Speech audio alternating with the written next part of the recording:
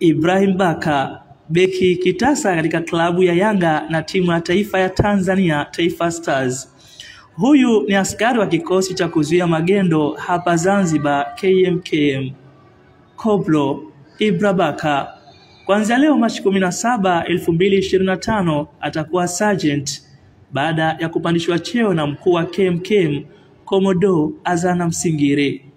Kuupiga mwingi katika klabu ya Yanga na Taifa Stars ni sababu moja hapo iliyopelekea kupandishwa cheo na mkuu huyo. Kitu kizuri, basi ni wajibu wangu kama mkuu wa kikosi na mimi niunge mkono zile jitihada zako kuweza kupa nguvu zaidi uweze kufanya mazuri zaidi. Na hicho ndicho kilichonivutia mimi Komodo Msingiri kutoa maamuzi haya ya kumpandisha ngazi mojawapo kutoka LS kuwa PO. Kwa hivi sasa sina budi kushukuru kikosi changu kwa kuweza kunisupport kwa kila hatua ambayo napita.